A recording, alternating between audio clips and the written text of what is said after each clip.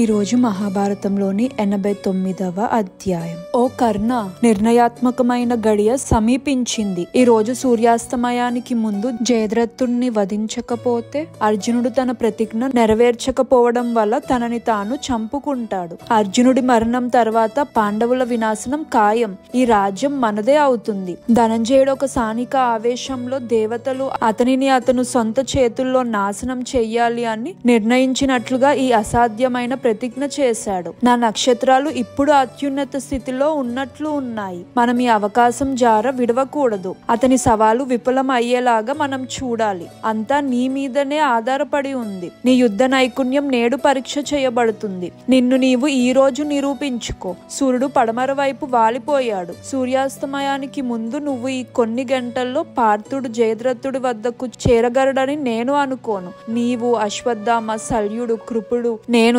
జయద్రథుణ్ణి రక్షించాలి. సూర్యాస్తమయానికి ముందే ఈ కొన్ని గంటల్లో అతను అర్జునుడి చేతిలో చిక్కకుండా మనం అన్ని విధాలుగా జాగ్రత్త పడాలి. ఓ మహారాజా అని కర్ణుడు అన్నారు. భీమసేనుడి చేతుల్లో నేను గాయపడ్డాను. నా శరీరంలో ఉన్న అంగాలు నాకు సహకరించడం లేదు. ఇంకా నేను నా సర్వశక్తులు ఉపయోగిస్తాను. నేను నీ సేవ చేయడానికే జీవించి ఉన్నాను. కర్ణుడు, దుర్యోధనుడు ఇలా మాట్లాడుతుండగా అర్జునుడు కౌరవ సైన్యంపై గొప్ప దాడి చేశారు. సూర్యాస్తమయానికి ముందు జయద్రథుడి వద్దకు చేరడానికి అన్ని ప్రయత్నాలు చేశారు. కృష్ణుడు తన పంచజంగమిని ఊదారు. అది ఋషభ స్వరంలో ఒక గొప్ప ధ్వని. తన చక్రాన్ని తక్షణమే తీసుకురమ్మని దరుకునికి ఇచ్చిన సంకేతం. అది వచ్చినప్పుడు సత్యకి దరుకుడి స్థానాన్ని తీసుకున్నారు మరియు కర్ణుడిపై గట్టిగా దాడి చేశారు. దర్కుడి రథం చాలా నైపుణ్యంగా మరియు సత్యకి ఒక విలువిద్య అద్భుతమైనవి. దేవతలు కూడా ఆ యుద్ధం చూడడానికి వచ్చారు. కర్ణుడి 4 గుర్రాలు చంపబడ్డాయి మరియు రథసారథి దెబ్బతిన్నాడు. అప్పుడు జెండా స్తంభం విరిగింది మరియు రథం చిన్న బిందం అయ్యింది.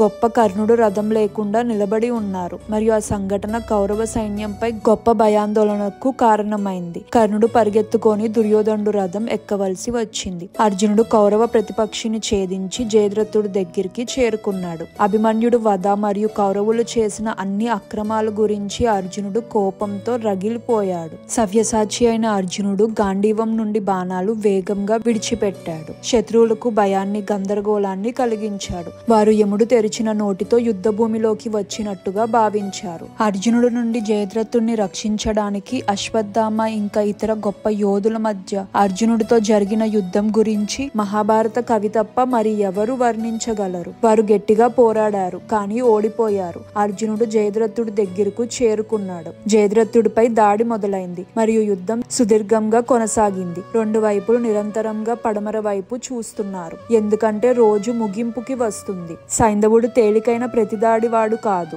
మరియు అర్జునుడు బలాన్ని మరియు నైపుణ్యాన్ని పూర్తిగా పరీక్షించాడు. సూర్యుడు పశ్చిమంలో అస్తమించడం మొదలైంది మరియు ఎరుపు రంగులోకి మారాడు. కానీ యుద్ధం ఆగలేదు. కొద్దిగా సమయమే మిగిలింది. జయద్రథుడు రక్షించబడుతున్నాడని అర్జునుడు సవాలు విఫలమవుతున్నట్టుగా అనిపిస్తుంది. ప్రతిజ్ఞ నెరవేరలేదు మరియు అర్జునుడు అవమానపడబోతున్నాడు అని దుర్యోధనుడు తనకు తానే గొప్ప ఆనందంలో ఉన్నాడు. అప్పుడే చీకటి పడింది మరియు 2 సైన్యాల్లో సూర్యాస్తమం అయ్యింది మరియు జయద్రథుడు చంపబడలేదు. అర్జునుడు ఓడిపోయాడు అని అరుపు మారుమోగింది. పాండవులు నిరాశకు గురయ్యారు మరియు కౌరవ సైన్యంలో ఆనందం, ఉత్సాహాలు వెలువెత్తాయి. జయద్రథుడు పశ్చిమ దిక్కు చూసి నేను రక్షించబడ్డాను అని అనుకున్నాడు. ఎందుకంటే అతడు సూర్యుడిని చూడలేదు మరియు అర్జునుడు నుండి ప్రమాదం ముగిసిందని భావించాడు.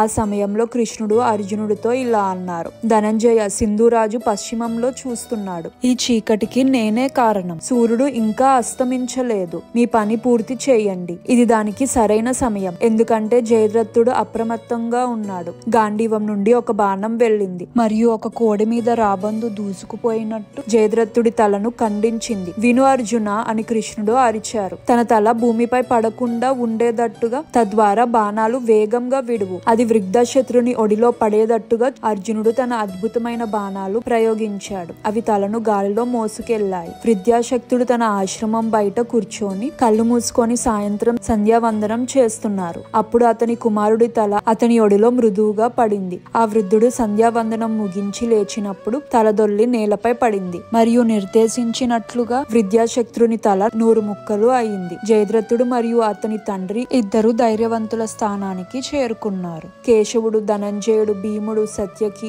యుద్ధమన్యు, శంఖాలు మోగించారు. మరియు ధర్మరాజు ఆ విజయోత్సవ శబ్దం విని అర్జునుడు తన ప్రతిజ్ఞ నెరవేర్చుకున్నాడని మరియు సైంధవుడు వధించబడ్డాడు అని గ్రహించారు. అప్పుడు యుధిష్ఠిరుడు ద్రోణుడి మీద తన సైన్యాన్ని గట్టిగా నడిపించారు. అది రాత్రి సమయం, కానీ యుద్ధం 14వ రోజు సూర్యాస్తమం సమయంలో విరామణ నియమంని పట్టించుకోలేదు. రోజు రోజుకి ఒక్కొక్కటిగా నియమాలు, పరిమితులు విరగొట్టబడుతున్నాయి. మహాభారతంలో ఇంకా అనేకమైన విషయాలు మీకోసం ఉన్నాయి. తెలుసుకోవాలంటే సబ్స్క్రైబ్ చేసుకొని ఆల్ అని సెలెక్ట్ చేసుకోండి. నచ్చితే లైక్, కమెంట్ అండ్ షేర్ చేయండి. మన ఇతిహాసాన్ని అందరికీ తెలిసేలా చేద్దాం.